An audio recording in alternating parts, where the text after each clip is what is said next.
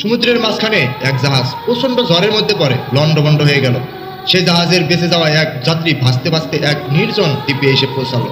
জ্ঞান ফেরার পর প্রথমে সে আল্লাহর কাছে প্রাণ খুলে ধন্যবাদ জানালো তার জীবন বাঁচানোর জন্য। প্রতিদিন সে দ্বীপের তীরে এসে বসে থাকতো যদি কোনো জাহাজ সেদিকে আসে এই আশায়, কিন্তু প্রতিদিনই তাকে হতাশ হয়ে ফিরে আসতে হতো। এরই মধ্যে সে সমুদ্রের তীরে তার জন্য একটা ছোট ঘর তৈরি করে ফেললো। সমুদ্রের তীরে মাছ ধরে এবং বন থেকে ফলমূল শিকার করে বেঁচে থাকলো। এর মধ্যে সে একদিন খাবারের খোঁজে বনের মধ্যে গেল। বন থেকে সে যখন ফিরে এলো তখন দেখলো যে তার রান্না করা চুলা থেকে আগুন লেগে পুরো ঘরটি ছাই হয়ে গিয়েছে এবং তার কালো ধোঁয়ায় আকাশ ভরে গিয়েছে। লোকটি চিৎকার করে বলল, হায় আল্লাহ, তুমি আমার ভাইকে এটাও রেখেছিলে। পরের দিন সকালে এক জাহাজের আওয়াজে তার ঘুম ভাঙলো। জাহাজটি সেই দ্বীপে দিকে তাকে উদ্ধার করার জন্যই আসছিল। সে অবাক হয়ে বলল, তোমরা কিভাবে জানলে যে আমি এখানে আটকা পড়ে আছি? জাহাজের ক্যাপ্টেন জানালো, তোমার জ্বালানো ধোঁয়ার সংকেত দেখে। বিশাল এক পাহাড়ের উপরে এক ঈগল বাসা বানিয়েছিল। ঈগলের বাসায় ছিল 4টি ডিম। প্রতিদিন সকালে সে এগুলো রেখে খাবারের খোঁজে উড়ে যেত। একদিন ঈগল যখন বাসার বাইরে ছিল তখন ভূমিকম্পে গোটা পাহাড় নড়ে উঠল। এতে ঈগলের একটি ডিম বাসা থেকে ছিটকে পড়ে গেল। গড়াতে গড়াতে সেই ডিম এসে পড়লো পাহাড়ের নিচের এক মুরগির বাসার উঠোনে। মুরগি সেই ডিমটিকে নিজের বাসায় নিয়ে এলো, অন্যান্য ডিমের সাথে রাখলো, যত্ন করে তা দিতে থাকলো।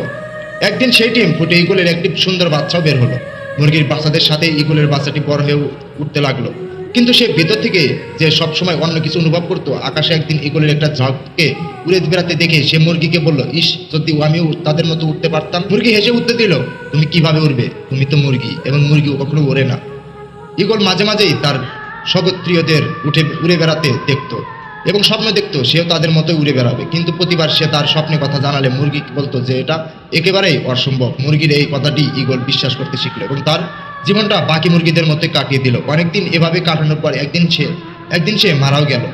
আসলে আমাদের জীবনেও এটা চরমতম সত্য। তুমি যা বিশ্বাস করতে শেখো একদিন তুমি তাই হয়ে উঠবে। তাই তুমি যদি ঈগলের মতো উড়ার স্বপ্ন দেখো তবেই সেই স্বপ্নকে অনুসরণ করো। মুরগির কথায় কান দিতে যেও না। অনেক বড় এক কোম্পানি হঠাৎ করে ব্যবসায় লোকসান করে বসলো।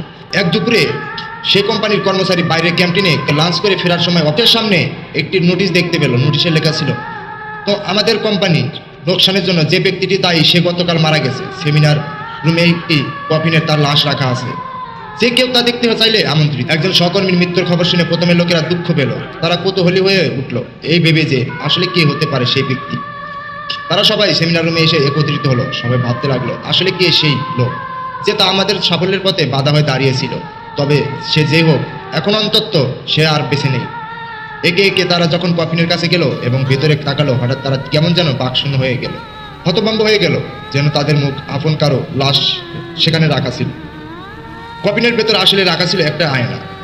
যে ভেতরে তাকিয়েছিল সে তার নিজের চেহারাই দেখতে পাচ্ছিল। আয়নার এক পাশে একটা কাগজে লেখা ছিল, তোমার সাফল্যের পথে বাধা দিতে সক্ষম শুধুমাত্র একজনই আছে গোটা পৃথিবীতে, আর সেটা হচ্ছে তুমি। তুমি সেই একমাত্র ব্যক্তি যে তোমার জীবন পরিবর্তন আনতে পারে, সুখী করতে পারে, তোমাকে সাহায্য করতে পারো, সুখী করতে পারো। তোমার জীবন বদলে যায় না যখন তোমার অফিসের বস বদলায়, যখন তোমার অভিভাবক বদলায়, তোমার বন্ধুরা বদলায়। তোমার জীবন তখনই বদলায় যখন তুমি নিজেই বদলাও। তোমার সক্ষমতা সম্পর্কে তোমার নিজের বিশ্বাসের সীমাটা যখন তুমি অতিক্রম করতে পারো, শুধু তখনই তোমার জীবন বদলায়, পূরণ হয় জীবনের লক্ষ্যগুলো।